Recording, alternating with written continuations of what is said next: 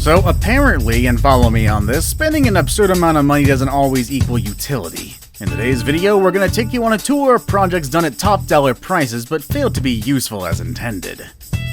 Yucca Mountain Nuclear Waste Repository.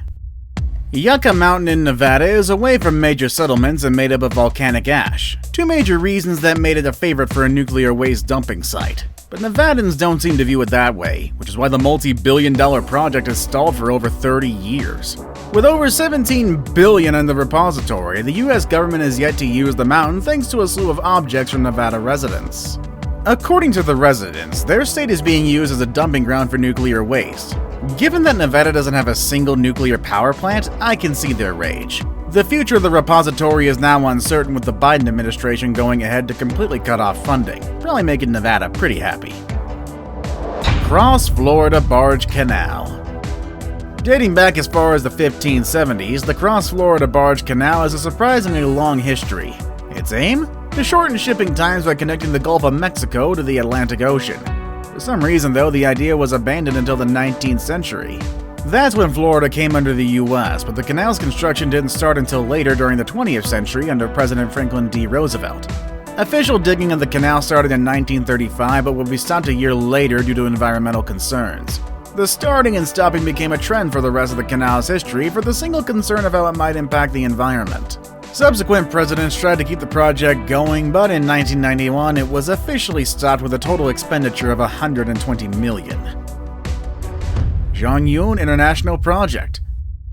Found in China's Hebei province, the XIANGYUN International Project is a $3 billion city that doesn't seem to be that useful, especially years after its completion. As it's always been the norm with such projects, the city is meant for the rich, featuring a residential area with pricey apartments and a commercial side with equally high-end business spaces. But the only piece that would make the city complete is people, who are all missing.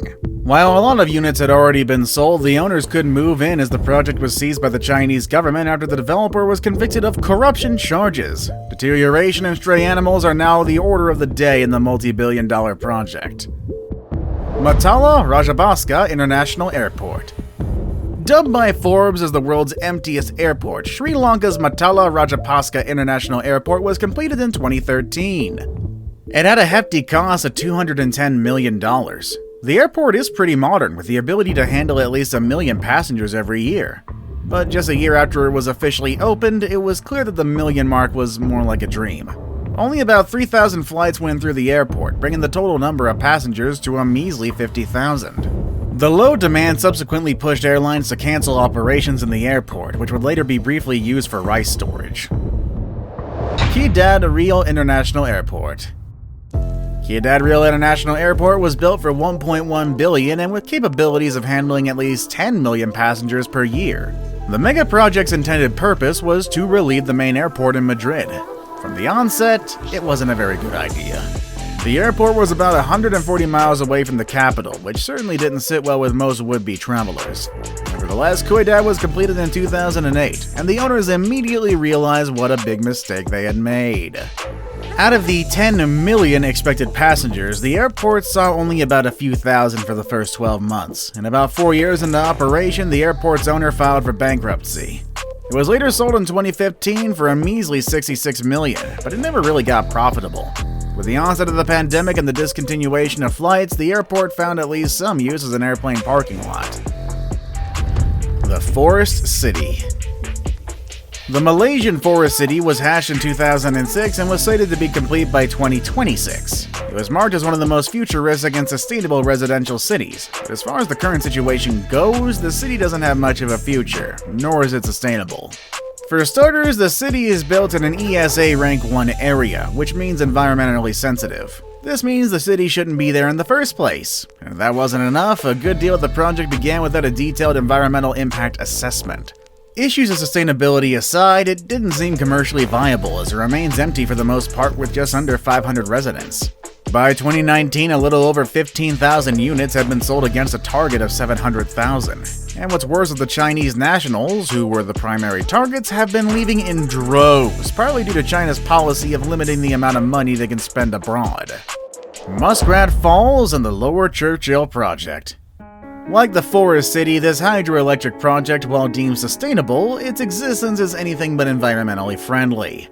Since it was launched in 2013, it's been blamed for flooding on the downstream side of Lower Churchill River. It's also directly been credited with the presence of a toxic compound called methylmercury in the water. Pollution aside, the project doesn't seem like it's going anywhere despite continuously taking up some not-so-small dollar amounts. To date, the projected costs have gone up by $4 billion, with the project seemingly having an indefinite finish date. 4 years after the due date, construction is still ongoing, and the government keeps pumping in more money. At this point, it's no longer viable as far as the intended affordability is concerned. The Arena de Amazonia Stadium. This is one of the major stadiums constructed by the Brazilian government to host the 2014 World Cup. While the effort was commendable, the juice was definitely not worth the squeeze. For the $300 million that the stadium cost, just 4 matches were ever played there, making the already high cost dwarf the measly returns from the ticket sales.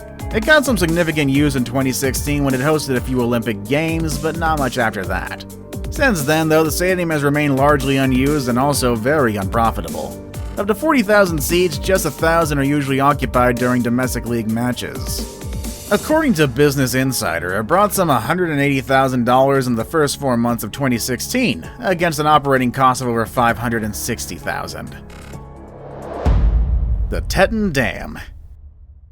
TETON Dam in southeastern Idaho was meant for what you'd expect of a dam: prevent floods, provide irrigation waters, and produce some electricity while you're at it. However, nothing much ever came of the project that cost a little over $700 million in today's currency. While the actual work of getting the dam up took a mere 4 years, the planners had a lot of time to mull over the idea, taking nearly 3 decades to finally come up with the design itself. Well, whatever they were doing during this time, probably getting drunk, was clearly not quite adequate, because the dam collapsed as soon as it reached full capacity in 1976. When the raging waters finally calmed down, thousands of acres of land had been flooded, and at least 11 people were dead. All that and $700 million, gone in less than 24 hours. Dubai's Artificial Islands. More than 20 years after Dubai's artificial islands were conceived, nothing much has come of them, at least as far as people living on them is concerned. The Palm Islands, namely Jumeirah Dera and Jabal Ali, were the first one on the scene and would later be followed by The World, a group of islands made in the shape of various countries. While the financial crisis of 2009 was the final nail, there were clear signs that the islands were a bad idea. Dredging the sand from the Dubai coast greatly destabilized the coastline, which increased the rate of erosion, threatening the existence of the islands in the long run. 2 of the Palm Islands have since been abandoned, and construction of the World Islands is almost non-existent.